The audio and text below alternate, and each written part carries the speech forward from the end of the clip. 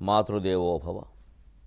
నా చేతులనేమున్నది జగన్మాత, నా చేతులనేమున్నది ఈ చిత్తము మాట వినునే ఈశ్వర రాజ్ఞి. నా చేతులనేమున్నది ఈ చిత్తము మాట వినునే ఈశ్వర రాజ్ఞి. నీ చిత్తము నా ప్రాప్తము కాచిన పలుమారు నిన్ను కావుమనెదనా, కాచిన పలుమారు నిన్ను కావుమనెదనా.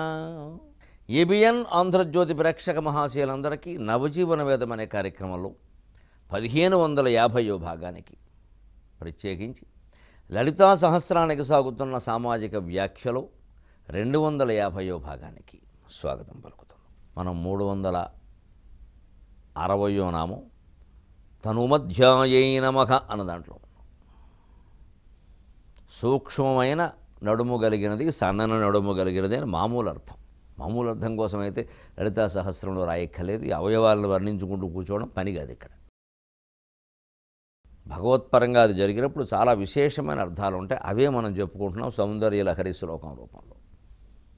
నిసర్గక్షీణస్యస్తనతట భరేణ క్లమజుషో నమన్మూర్తిర్నారీ తిలక శనకైస్తృట్యత ఇవ చరంతే మధ్యస్య త్రుటిత తటినీతీరతరుణా సమావస్థాస్థేమ్నో భవతు కుశలం శైలతనయే.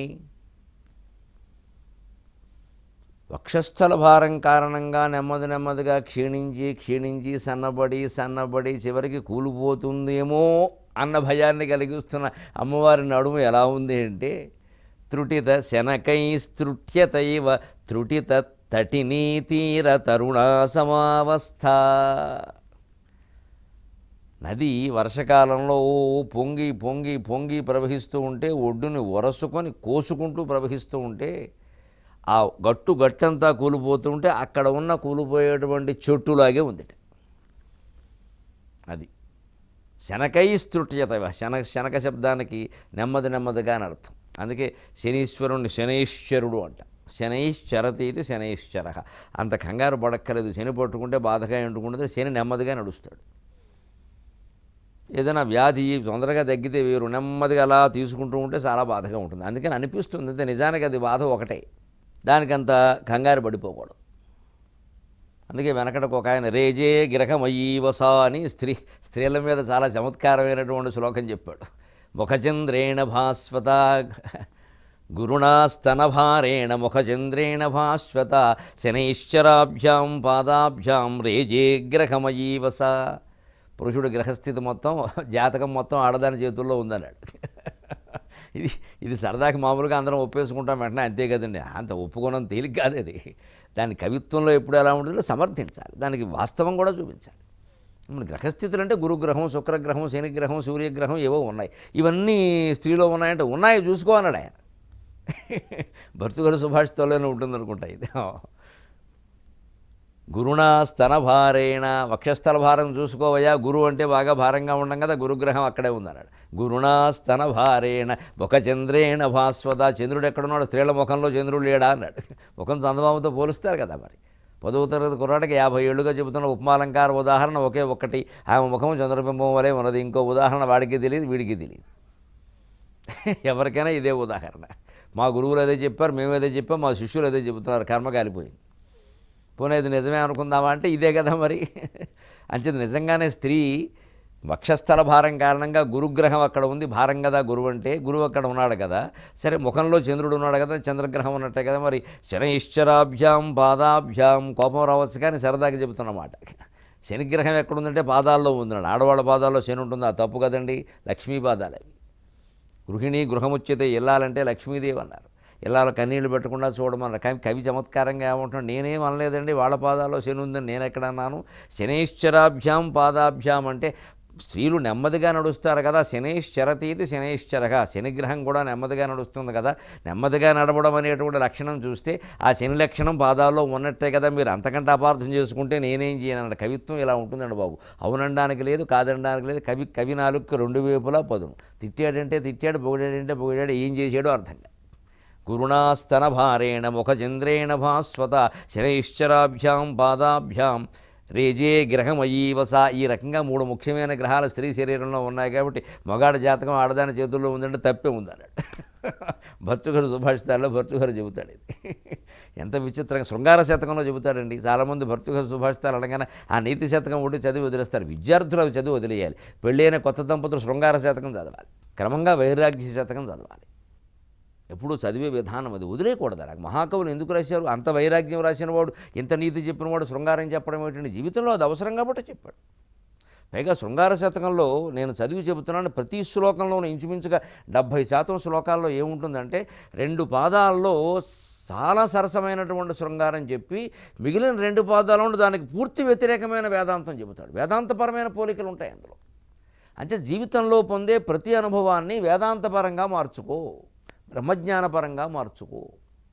ఒక కాఫీ తాగుతూ ఉంటే ఆ ఫిల్టర్ కాఫీ కారణంగా, డెకాషన్ కారణంగా, చక్కగా ఉండడం కారణంగా, మనకు అనుకూలంగా ఉండడం కారణంగా, తగినంత పంచదార ఉండడం కారణంగా, వేడిగా ఉండడం కారణంగా ఏదైనా మనకు నచ్చింది అంటే ఆ భావన ఎంత బాగుంటే మొత్తం సృష్టికి మూలమైనటువంటి బ్రహ్మ పదార్థపు రుచి ఎంత బాగుంటుందో ఆలోచించమన్నాడు. కాఫీని పరబ్రహ్మస్వరూపంగా భావించమన్నాడు. ఇది వేదాంతం. అంతేకాని బ్రహ్మజ్ఞానం ఉంటే కాఫీ మానేయాలని కాదు, అక్కడ మానేయక్కర్లేదు. రోజుకో 10 సార్లు తాగకుండా ఉంటే చాలు. కాఫీ తాగడానికి ఒక నియమం పెట్టుకోవాలి. పొద్దున్న ఒక సమయం, అంతే. మళ్ళీ ఇంకెవరైనా ఇవ్వని వద్దండి అంతే. మంచినీళ్ళు ఇవ్వడం చాలు అంతే. ఇచ్చారు కదా అని తాగం, ఏమైనా అనుకుంటారు కదా అని తాగం, ఏదోలా ఉంటుంది. మరి అదే జ్ఞానం లేకపోవడం అంటే, ఉన్న ఆచరణలో పెట్టకపోవడం. ఎందుకు బ్రహ్మజ్ఞానం ఇంకా? అంచేది వేదాంతం అంటే అన్నీ వదిలేయడం కాదండి, పరిమితంగా ప్రతిదాన్ని ఆస్వాదించడం. దీన్ని ఏ స్థాయిలో అట్టిపెట్టాలో ఆ స్థాయిలో అట్టిపెట్టడం. ఎవరిని ఎక్కడ నుంచోబెట్టాలో అక్కడ నుంచోబెట్టడం వేదాంతం. మొత్తం వదిలేయడం కాదు. ఈ వేదాంతం తెలిసిన వాళ్ళు కాబట్టి జనక మహారాజు దగ్గర నుంచి మహారాజులందరూ బ్రహ్మాండంగా పరిపాలన చేశారు. ఎవరిని ఎక్కడ ఎట్టబెట్టాలో అక్కడ అట్టిపెట్టారు. అదే పరిపాలన అంటే. ఆ పరిపాలన ఏదో నిరంకుశత్వం, నియంతృత్వం అనకూడదు. అలా ఉండకపోతే నడవదు అక్కడ. కానీ ఆయన మనసులో ఏముండదు, ఉండకుండా చూసుకోవాలి. లేదా ఆయనకే వచ్చేస్తుంది ఆ జబ్బు. అహంకారం పెరగకుండా చూసుకోవాలి. ఇదంతా దైవానుగ్రహం, నా పని నేను చేస్తున్నాను. ఇది వేదాంతం. ఇప్పుడు చూడండి, శనైశ్చర అన్నట్టే సరదాకి ఇక్కడ శనకైస్తృట్యత ఇవ అన్నారు. శనక శబ్దం అది. ఏదో శనగలు అనుకోకూడదు.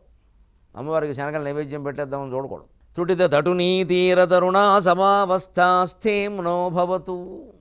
ఆ కూలిపోయేటువంటి గట్టుతో పాటుగా కూలిపోవడానికి సిద్ధంగా ఉన్న చెట్టులా సన్నగా అయిపోయినటువంటి నీ నడుము సుఖంగా నిలబడును కాక. ఈ నిలబడతాడా ఆవిడ నడుముని? అదో చమత్కారం, కవితా చమత్కారం. అంటే ఇందులో అంతరార్థం ఏమిటి? కూలిపోయే జీవితానికి కాళికాదేవి రక్షణగా నిలబడుతుంది. మీరు కంగారు పడద్దు. నది ఉరుసుకుని ప్రవహిస్తున్నా సరే, గట్లు కూలిపోతున్నా సరే, నెమ్మదిగా అండలుగా మట్టి కిందకి జారిపోతున్నా సరే, ఆ ఉన్నటువంటి చెట్టు ఏదైనా ఇంకా పడిపోతుందేమో ఇంకా 2-3 వేళ్ళు తప్పితే ఏం లేవు అన్న స్థితిలో కూడా అమ్మవారు తలుచుకుంటే ఆ చెట్టుని కాపాడగలదు, చెట్టు ఎంత మనిషిని కాపాడగలదు. అంచేత మొత్తం జీవితం అయిపోయిందని ఎప్పుడూ అనుకోవలసిన పని లేదు. అది తను మధ్యాయై నమః. దీంట్లోనే మరొక యోగశాస్త్రపరమైన అంతరార్థం ఏంటంటే, అసలు సుషుమ్నా నాడిని మించినటువంటి సూక్ష్మమైన నాడి లేదు. అది శరీరంలో మధ్య భాగం నుంచే, వెన్నుపూసలో మధ్య భాగం నుంచే వెళుతోంది. సుషుమ్నాంతర్గతం విశ్వం తస్మిన్ సర్వం ప్రతిష్ఠితం అంటారు యోగశాస్త్రంలో. ఈ మొత్తం విశ్వం అంతా సుషుమ్నా నాడిలోనే ఉందయ్యా, అంతా అందులోనే ఉందయ్యా, దాన్ని పట్టుకునే ప్రయత్నం చేయవయ్యా. దాని వివరాలన్నీ ముందు ముందు వస్తాయి. ఇక్కడికి ఇది చాలు. తను మధ్యాయై నమః. ఇప్పుడు తమోపకాయై నమః 361వ నామం. తమోపకాయై నమః. తమశబ్దం సకారాంతం కాబట్టి తమః, తమస్ ప్లస్ అపహ, తమోపహ. విసర్గసంధి రకరకాలుగా మారి తమోపహ అవుతుంది. తమస్సుని అపహ, అపహరించేది. చీకటిని పోగొడతావమ్మా, నీకు నమస్కారం. చీకటి పోగొట్టడానికి చూపిలేడు చాలు. అమ్మవారు ఎందుకు? ఈ మామూలు చీకటి కాదు. తమోపకాయై నమః. నిజంగానే మన సగుణ బ్రహ్మ ఆరాధన, మనం చేసేటువంటి పూజలు పురస్కారాలు, వెలిగించే దీపాలు చీకటిని పోగొడుతున్నాయా లేదా? దాన్ని కేవలం ఆ చీకటి గురించి అన్వయించుకుని ఇంకా అదేదో దీపం బ్రహ్మాండమైన విజయాలన్నీ సాధించేస్తుందని, దీపాలు పాపాలు కూడా పోగొడతాయని ప్రచారం చేసుకుంటే దీపం మీదే ఉంటుంది దృష్టి, అమ్మవారి మీద ఉండదు. ఇక ఎన్ని దీపాలు పెట్టాం, ఎంత నూనె పెట్టాం, ఆ నూనె ఆవు నూనె, గేదె నూనె, ఆమదమా, ఇదే మొదలవుతుంది. ఆ దీపం ఎలా ఉండాలి అంటే జగదజ్ఞాన తమోపకారతరణి జ్ఞానప్రభాధారిణి అన్నట్టుగా ఉండాలి.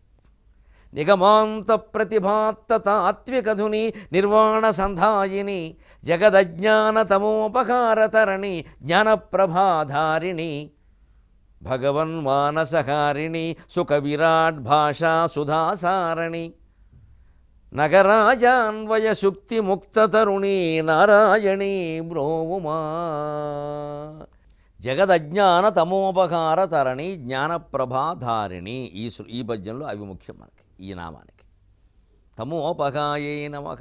జగత్తులో ఉండే అజ్ఞానం అనే చీకటిని మొత్తం అపహరిస్తుంది. జగత్ అజ్ఞాన తమక అపకార తరుణి. తరణి, తరణి అంటే సూర్యుడు. ఒక ఇంట్లో ఉండే చీకటిని పోగొట్టడానికి ఓ దీపమో 2 దీపాలో చాలు. జగత్తులో ఉండే మొత్తం చీకటిని పోగొట్టాలంటే సూర్యభగవానుడు రావలసిందే. అందుకే తరణి. తరణి అంటే సూర్యుడు అని అర్థం ఉంది, తరణి అంటే ఓడ అని అర్థం ఉంది. అందుకే తరణోపాయం అనాలి, తరుణోపాయం అనకూడదు. అలాగే తరణి అంటే సూర్యుడు. తరణిర్ద్యుతి అంటూ ఉంటారు. జగత్తు మొత్తం చీకటిని పోగొడుతున్నాడు కదా సూర్యుడు. మరి వ్యక్తి లోపల ఉండే చీకటి జగత్తే చీకటి అయినప్పుడు దాన్ని పోగొట్టేది ఎవరంటే అమ్మవారు. అందుకే తమోపకాయై నమః. జగదజ్ఞానం అంటే జగత్తులో ఉండే అజ్ఞానం కాదు, జగత్తే అజ్ఞానం. అజ్ఞానం అంటే ఏకత్వం, జ్ఞానం అంటే ఏకత్వం, అజ్ఞానం అంటే భిన్నత్వం. లోక వ్యవహారం కోసం మనం భిన్నత్వాన్ని చూడక తప్పదు, లేకపోతే పనులు నడవవు. ఇది చెయ్యి ఇది కాలు అనే భేదం పాటించకపోతే పనులు ఎలా నడుస్తాయి? కాలుతో తింటామా, కాలుతో తింటామా అన్నం, చేతితో తింటాం కానీ, అలాగే చేతితో నడుస్తామా, కాలుతో నడుస్తాం కానీ, అంచేత ఆ భేదాన్ని పాటించవలసింది. కానీ ఈ చేతిలో ఉండి నడిపించే శక్తి, కాలిలో ఉండి నడిపించే శక్తి, చేతిలో ఉండి అన్నం తినిపించే శక్తి అన్నీ ఒక్కటే. ఆ శక్తి అమ్మవారు. ఇదే తమోపకాయే నమః. అంచేత మనం సగుణోపాసన చేసేటప్పుడు కూడా ఎలా ఉండాలి? సగుణ రూపంలో చేసే ఉపాసన ఎప్పుడు కూడా భేదయుక్తంగా ఉంటుంది. జీవుడు వేరు, దేవుడు వేరు, లేకపోతే పూజ చేయలేం. పూజ ఎందుకు? ఇద్దరు ఒకటే అయినప్పుడు పూజ ఎందుకండి? అంచేత అద్వైతం అంటే మెట్ట వేదాంతం కాదు, ఎగ్గొడ్డానికి కాదు. బ్రహ్మసత్యం జగన్మిథ్య అని ఘంటాబద్ధంగా వేదాంతం రెండిమం మోగించినటువంటి మహానుభావుడు శంకరాచార్యే మనం ఇవాళ దేవాలయాల్లో ఉండేటువంటి పూజా వ్యవస్థ మొత్తం ఏర్పాటు చేశారని పెద్దలు చెబుతున్నారు. అందుకే దేవాలయాల్లో పూజా వ్యవస్థలో ఇతరత్ర ఆచారాల్లో ఏమైనా తేడాలు వస్తే, అనుమానాలు వస్తే మనం శృంగేరి పీఠం వారిని అడగాలి. దక్షిణ ప్రాంతానికి మొత్తం ఆయన అధిపతి, భారతీయ తీర్థస్వామిని అడగాల్సిందే. ఆ నిర్ణయం ఆయన చేయాల్సిందే. మొత్తం యావత్ దక్షిణ భారతదేశంలో ఎక్కడొచ్చినా సరే.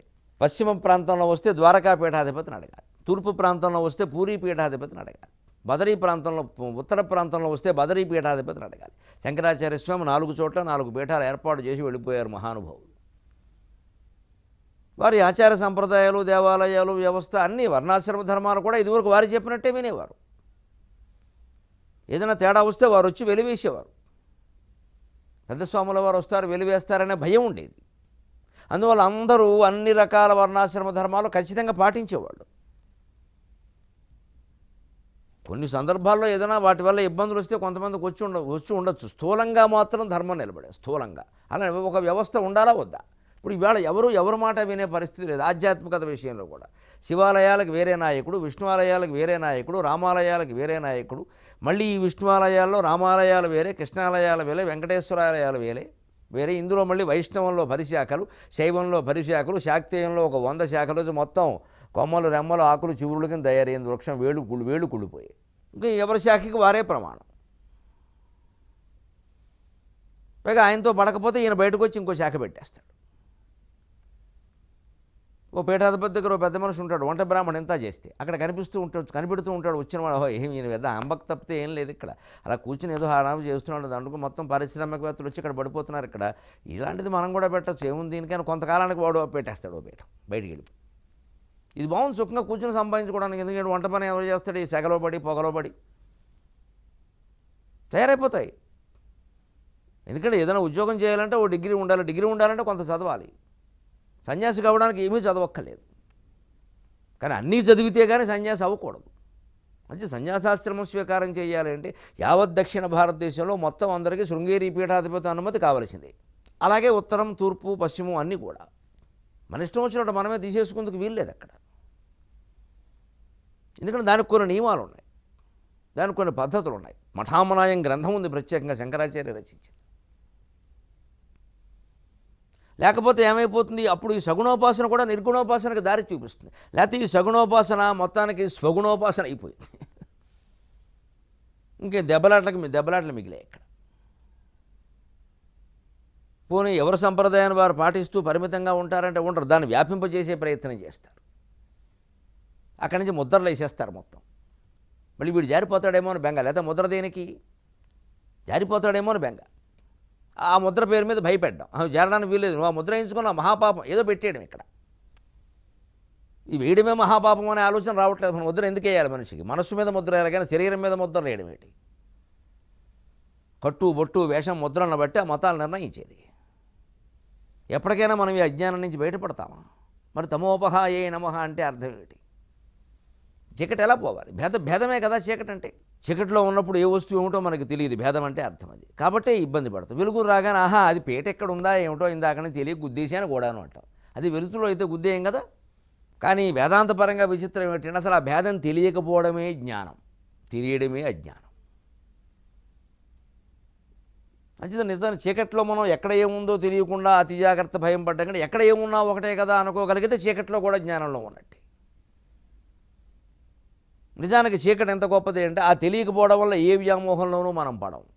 తెల్లారేసరికి అన్ని వస్తువులు తళతళ రంగుల్లో మెరిసిపోతూ కొన్ని చికాగ్గా వికారంగా కనపడుతుంటే కొన్నిటిని అసహించుకుంటాం, కొన్నిటిని ఇష్టపడతాం. మొత్తం వ్యామోహాల్లో పడ్డాం. అంచేది ఏది జ్ఞానం, ఏది అజ్ఞానం, ఏది చీకటి, ఏది వెలుగు అనేది బయటి వాతావరణం నిర్ణయించదు, ఆంతరికమైన జ్ఞానం నిర్ణయించాలి. అంచేది మనం రూపారాధన చేయడం ద్వారా, శ్రీచక్రాదులను పూజించడం ద్వారా, ఆలయంలో పూజా వ్యవస్థను నిలబెట్టుకోవడం ద్వారా క్రమంగా నిర్గుణం వైపుకి వెడుతున్నామా లేదా అనేది చూసుకోవాలి. కానీ ఇదే మోక్షం అని మాట్లాడద్దు. దేవుడిచ్చే మోక్షం కంటే మాకు గుళ్ళో నీళ్లు పెట్టి కడుక్కోవడమే బాగుంటుంది, ఈ మామూలు అజ్ఞానులు మాట్లాడే మాటలు ఇవి. వీటిని పెద్ద చేసి చెప్పద్దు ఇక్కడ. ఆ కడుగుతున్నప్పుడు మన ఆలోచనలు ఎలా ఉన్నాయి, ఆ సేవ చేసేటప్పుడు మన ఆలోచనలు ఎలా ఉన్నాయి, మనస్సు ఆగిందా? మనస్సు ఆగకుండా మోక్షం అనేది అసాధ్యమైన విషయం. అది కవులు చెప్పడం తప్పితే మోక్షం కానే కాదు. ఇది మనోక్షయో మోక్షయ్యవ. మనస్సు ఆలోచించడానికే వీల్లేదు అసలు. జ్ఞానం అంటే అదే, ఎడతెగని భయంకరమైన ఆలోచనల నుండి విముక్తే జ్ఞానం. ఆ స్వేచ్ఛ ఎంత అద్భుతంగా ఉంటుందండి అది. ఎడతెగని భయంకరమైన ఆలోచనల నుంచి, అన్ని భయంకరమైన ఆలోచనలే మనకు వచ్చేవి. అవి ఎడతెగకుండా వస్తూ ఉంటాయి, ఎంత ఆపుదామన్నా ఆగదు. దాని నుంచి విముక్తి పొందింపజేస్తుందా ఈ వ్యవస్థ? చేస్తోందో లేదో చూసుకోవాలి. అంచేది భేదయుక్తమైనటువంటి స్వరూప జ్ఞానంతో సగుణోపాసన చేసిన, అభేదం పాటిస్తూ అద్వైతంతో నిర్గుణోపాసన చేసిన, మొత్తం మీద తమోపకాయై నమః. మనలో ఉండే చీకటిని మనం పోగొట్టుకోవాలి. ఎదురువాళ్ళు మనం ఒకటే అని తెలుసుకోవాలి. అందుకే మనం దీపం వెలిగించేటప్పుడు శ్లోకం ఎంత బాగుంటుందండి. సాధ్యం త్రివర్తి సంయుక్తం వహ్నినా యోజితం ప్రియం గృహాణమంగళం దివీపం త్రైలోక్య తిమిరాపకం. దీపం పెడితే ఫలితం ఏమిటో దీపం శ్లోకంలో చెప్పారండి. సాధ్యం, నెయ్యి వేసి పెట్టండి, నూనె వేసి పెట్టండి, ఏదో వెలిగేలా పెట్టండి. మొత్తం మీద నెయ్యి కోపలితం, నూనె కోపలితం, ఈ నూనె కోపలితం, ఆ నెయ్యి కోపలితం, ఇన్ని చెప్పి అజ్ఞానంలో ఉంచకూడదు జనాన్ని. నెయ్యి అయినా, నూనె అయినా, ఆవు నెయ్యి అయినా, గేదె నెయ్యి అయినా వెలగడం కోసం అంతే. అంతకు మించిన ప్రయోజనాలు దానికి ఏమి ఉండవు. అవి పెంచేసిన కొద్దీ ఆవు నెయ్యిలో కల్తీ తయారవుతుంది, గేదె నెయ్యిలో కల్తీ, మొత్తం నెయ్యి దొరకదు. ఇంకా నుయ్యి దొరుకుతుంది, గొయ్యి దొరుకుతుంది, నెయ్యి దొరకదు. జరుగుతున్నది అదే భాగవతం. వస్తువుల ప్రాధాన్యం పెంచి చెప్పేశాము అంటే ఆ వస్తువుల అమ్మకాలు జరిగిపోతాయి, మొత్తం వ్యాపారం అయిపోతుంది. కేవలం నూనె దీపం వెలగడానికి అంతే. నువ్వు ఏదైతే వెలుగుతుందో అది పెట్టు. అంటే సాధ్యం వెయ్యి నెయ్యి వేయమన్నారు అంతే. త్రివర్తి సంయుక్తం, మూడొత్తులు పెట్టమని. అందుకని మూడొత్తులు అంటే లెక్క ఏమిటి, ఏవో ఇచ్చేస్తాం. 3 త్రిగుణాలు. గుణం అంటే తాడు పాయ అని అర్థం ఉంది సంస్కృతంలో. అంటే త్రిగుణాత్మకమైన సృష్టి, సత్వరజస్తమో గుణాలు. ఈ 3 ఒత్తులు కలిపి ఇలా పేను. ఆయన ఎందుకు ఆ నూనె ఇలా ఎప్పుడు వంకరగా ప్రవహిస్తుంది, నీళ్ళు సాపుగా ప్రవహిస్తాయి, కొంచెం తేడా ఉంటుంది. నూనె జారుతూ ఉంటుంది కదా, అందుకని ఇలా చుట్టినా కూడా వెళ్ళగలుగుతుంది. అప్పుడు సక్రమంగా ఒత్తి చివరికి నూనె అందుతుంది, వెలుగుతుంది. భౌతికం అది. మానసికం దీపం అందంగా ఉంటుంది. ఆధ్యాత్మికం ఈ త్రిగుణాలు, సత్వరజస్తమో గుణాలు 3 నీలో ఉండేవన్నీ కూడా మొత్తం చుట్టి దగ్ధం చేసి దేవుడు ముందు వెలిగించు. అదే జీవితం. ఎంత గొప్ప అర్థం అండి. ఒక్క అర్థం తెలుసుకుంటే ఎంత బాగుంది. ప్రతి దీపం, ఒక్క దీపం చాలండి, 100 దీపాలు అవసరం లేదు. దీపానికో పుణ్యం, లెక్కకో పుణ్యం చెప్తే ఎలాగా? ఒక్క దీపం చాలు. ఇక ఎడం వేప, కుడివేప, సతంతువ, వితంతువ, అనవసర భేదాలని మనం పెట్టుకుంటున్నాం ఇక్కడ. దీపం అర్థం ఇది, అందులోనే ఉంది అర్థం. అక్కడ చదువుతూనే ఉంటారు, ఎవరు ఆ విషయం చెప్పరు, ఆ దీపం మహిమ మాట్లాడతారు. వన్యనా యోజితం, అగ్ని ముట్టించకుండా వెలుగుతుందా అంటే నీ జీవితపు జ్యోతిని నువ్వే ముట్టించుకోవాలి, వెలిగించుకోవాలి, ఎవడు వచ్చి వెలిగించడు. వన్యనా యోజితం మయా, గమనించండి, నేనే చేస్తున్నా. మన జీవితంలో జ్ఞానజ్యోతిని మనం వెలిగించుకోవాలి. వారెవరో వస్తారు కుదరదు, ఎవరో వస్తారని ఏదో చేస్తారని ఆదమరిచి నిద్రపోకమా, నిజం మరిచి నిద్రపోకమా అన్నాడు మహాకవి శ్రీశ్రీ. అందుకే చెబుతారు, ఎవరు వస్తారండి మనం ఉద్ధరించడానికి, మనం ఉద్ధరించుకోవాలి. ఆ జీవితం జ్ఞానజ్యోతిని నువ్వే వెలిగించుకో. వన్యనా యోజితం మయా గృహాణ మంగళం దీపం. ఈ మంగళ దీపాన్ని గ్రహించవయ్యా అంటున్నాం భగవంతుడు. అంటే నా జీవితాన్ని గ్రహించమని, నా జీవితమే నీకు అర్పిస్తున్నాను. ఈ విశ్వంలో నేను నా పనులు ఎందుకు చేస్తున్నానంటే విశ్వమంతా నువ్వే కాబట్టి, లేదా నేను నా పనులు చేయక్కర్లేదు. విశ్వంలో ఏ పని చేసినా దైవసేవే.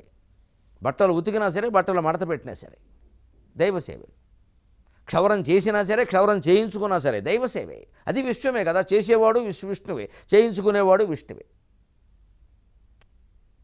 కుక్కకి అన్నం పెట్టినా సరే, మనమే కుక్కై ఆ అన్నం తింటున్నా సరే రెండూ విష్ణు సేవే. ఇక్కడ కుక్క పెడుతున్నది పుణ్యం, ఇవన్నీ చూడడం ద్వైతం.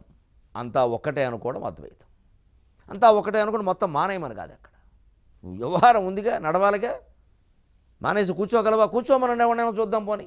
కానీ నడిచేటప్పుడు ఎప్పుడు మన మనస్సు నడిచేటప్పుడు పడిపోకుండా చూసుకున్నట్టే, ఎంత వేగంగా నడిచినా పడిపోకుండా చూసుకోవాలి కదా. అంచేత నడుస్తున్నటువంటి ప్రపంచంలో మన బుద్ధి గోతిలో పడిపోకుండా చూసుకోవాలి. అది సిద్ధాంతం. ఎంత సుఖమైంది అద్వైతం. గృహాణ మంగళం దీపం త్రైలోక్య తిమిరాపకం. 3 లోకాల్లో ఉండే చీకటిని పోగొట్టాలంటున్నా. వేదిక మీద ఒక దీపం పెట్టి, దేవుడి దగ్గర ఒక దీపం పెట్టి, ఇంత చేసి గదిలో చీకటిని పోగొట్టడమే కష్టం. అది 3 లోకాల్లో చీకటి ఎందుకు పోగొడుతుంది? 3 లోకాలంటే ఏ 3 లోకాలన్నా 36 లోకాలన్నా ఎక్కడి నుంచి సత్వరజస్తమో గుణాలే. సత్వగుణ ప్రధానమైనది దేవలోకం, తమోగుణ ప్రధానమైనది మత్స్య పాతాళ లోకం రాక్షసులది, రజోగుణ ప్రధానమైనది మానవలోకం భూలోకం. ఇదే త్రైలోక్యం. ఈ 3 గుణాలు మనలో ఉన్నాయా లేదా? ఈ 3 లోకాల్లో ఉండే చీకటిని పోగొట్టడం అంటే 3 గుణాలు అపహరించడమే. అపహరించమని కోరుతున్నాం. ఇంత గొప్పది దీపం. తమోపకాయై నమః. దీనికోసం మనం చేయాల్సిన పని ఏమిటి? పరోపకారం చేయడం, దాన ధర్మాలు చేయడం, త్యాగం చేయడం మన జీవితంలో మనమే అలవాటు చేసుకోవాలి. కావాలనే వదిలించుకోవాలి. ప్రతిరోజు ఇంట్లో 2 వస్తువులు తీసేద్దాం, 2 బట్టలు తీసేద్దాం, ఏదో ఒకటి నియమం పెట్టుకోవాలి. రోజుకు ఒక్కటైనా తీసేద్దాం, ఏదో ఒకటి వెతికి పనికిరాంది, మనం వాడంది ఏదుందో అది తీసేద్దాం, ఎవరికైనా ఇచ్చేద్దాం. ఇది లేకుండా మనం బతకలేమా అని ఆలోచించాలి. ఇది ఉంటే ఏమైందని ఆలోచించి, ఇది లేకుండా మనం బతకలేమా, ఖాళీ సుఖంగా ఉంటామండి. కావాలంటే కొత్తగా కొనుక్కుంటాం, పెద్ద విషయం కాదు. తగ్గించుకోవడం అలా పరోపకారం. అదే దేశభక్తి. దేశం అంటే ఎవరు? దేశం అంటే మట్టి కాదోయ్, దేశం అంటే మనుషులోయ్. మన భారతదేశంలో సాటి మనుషులకు అన్ని రాష్ట్రాల వారికి ఉపకారం జరగడం, తద్వారా మన వస్తువులు మనమే వినియోగం చేయడం, మన దేశ ఆదాయం పెరగడం. అలా చూసుకుంటే స్వదేశీ వస్తు వినియోగం చేస్తే ఆ దేశభక్తి ఉన్నట్టే. ఈ ఆన్లైన్లో ఎక్కడో అమెజాన్ కొరియర్ పెట్టి మొత్తం ఆస్ట్రేలియా నుంచి అమెరికా నుంచి తెప్పించే దౌర్భాగ్య లక్షణం వదులుకోవాలి. కొరియర్లో రాని కొట్లోకి వెళ్ళి కొనుక్కొని మన దేశాందే మనం కొనాలి. మన దేశాన్ని కాదు అని తెలిస్తే పొరపాటున కొన్న అవతల బారేయాలి. ఇవాళ ప్రపంచ మార్కెట్ అండి తప్ప, ఇవన్నీ అనవసరం. డబ్బులు ఎవడికి పోతున్నాయి? ఎందుకు లెక్కట్రా విషయం? డబ్బులు ఎవడికి పోతున్నాయి? అదే ధరకు వచ్చింది. ఎంతసేపు ధరే చూస్తాం మనం, అంతే. కానీ అమెజాన్ కొరియర్ పేరు మీద వచ్చే ప్లాస్టిక్ ప్యాకెట్లు, ఆ సంచులు అవన్నీ బయట పారేస్తున్నాం. ఆ డబ్బులేమో విదేశాన్ని వస్తువు డబ్బులు, ప్లాస్టిక్ చెత్త మనది, మన దేశాన్ని గురించి మనం ఆలోచించాం. ఒక చిన్నదేదో ఇంత వస్తువు గుండు సూది ఉంటుంది, దానికి పెద్ద ప్యాకెట్ పెట్టి పంపిస్తాడు వాడు, అదే ధరకి ఇచ్చాడండి. దాని ఈ చెత్త అంతా ఏం చేయాలి? ఈ పార్సిల్ మెటీరియల్ ఇది మొత్తం బయట పారేస్తున్నాం.